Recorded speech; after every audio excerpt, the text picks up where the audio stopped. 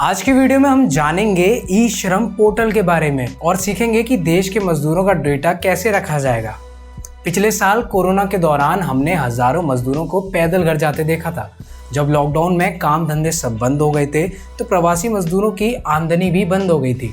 बिना कमाई पेट पालने का संकट देखकर वो अपने गाँव की तरफ पैदल ही निकल पड़े थे। लेकिन जब सरकार से संसद में पूछा गया कि कोरोना में कितने मजदूरों की नौकरी गई, कितनों की जान गई, तो जवाब मिला कि हमारे पास डेटा ही नहीं है।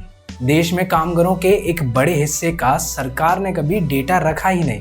हमारे जैसे लोग जो बड़े बड़े दफ्तरों में काम करते हैं, जहां सैकड़ों कर्मचारी होते हैं, वहां काम करने वालों का डेटा सरकार के पास होता है। ये संगठित क्षेत्र में आते हैं, लेकिन ये बहुत छोटा सा हिस्सा है।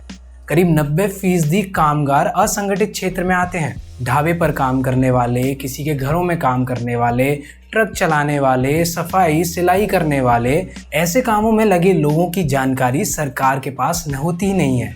वो कहाँ काम करते हैं, कितनी तनख्वाह मिलती है, न्यूनतम मजदूरी भी मिल पाती है या नहीं, साल में कितने दिन उनको काम मिलता है, इन बातों से सरकार का कोई वास्ता नहीं रहता।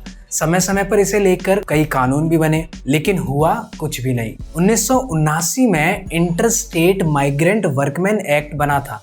इस कानून के तहत राज्यों की ये जिम्मेदारी है कि असंगठित क्षेत्र के मजदूरों का डेटा तैयार किया जाए, लेकिन ऐसा डेटा रखने पर गंभीरता बरती ही नहीं गई।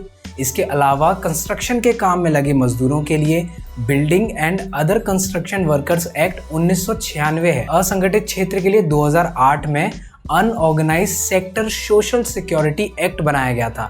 कोरोना के दौर में हमें मालूम चला कि ये कानून मजदूरों के किसी काम नहीं आया है। मजदूरों के मामले जब न्यायपालिका तक गए तो वहां भी सरकार को डेटा ना रखने पर फटकार पड़ी। सुप्रीम कोर्ट ने इसी मामले में जून में मोदी सरकार से पूछा कि डेटाबेस अभी तक तैयार हुआ कि नहीं, क्योंकि इतनी देर हो रही है। तो अब जाकर मोदी सरकार ई श्रम पोर्टल लेकर आई है, जहां असंगठित क्षेत्र के मजदूरों का डेटाबेस रखा जाएगा। 2 बार में सरकार ने इसे लॉन्च किया है। मंगलवार को केंद्रीय श्रम और रोजगार मंत्री भूपेंद्र यादव ने इसका लोगो लॉन्च किया था। अब मंत्री जी ने पोर्टल लॉन्च किया है। तो आइए जानते हैं क्या है ई श्रम पोर्टल।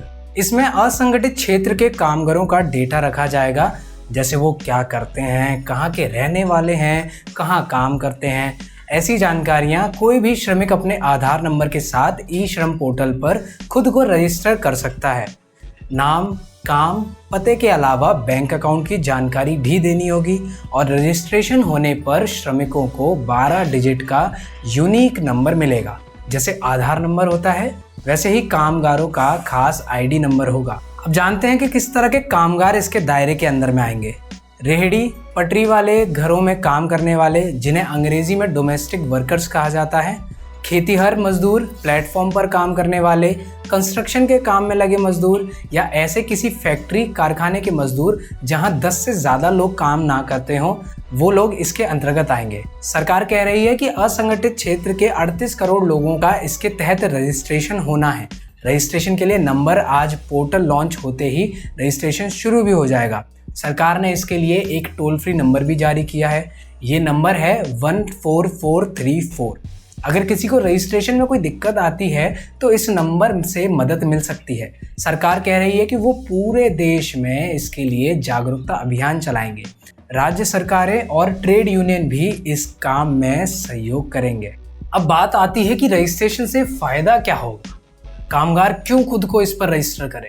सरकार कह रही है कि कामगारों को किसी सरकारी योजना का फायदा देना होगा तो ई श्रम पोर्टल के डेटाबेस को आधार बनाया जाएगा। तो देर से ही सही, कम से कम अब असंगठित क्षेत्र के कामगारों का डेटा तो सरकार के पास होगा। लाभ देना या ना देने की बात तो बाद में आती है। आपको ये जानकारी कैसी लगी हमें कमेंट सेक्शन में ज़रूर बताएं और बने रहिए हमारे साथ ज़ोदाना अब तक न्यूज़ पर।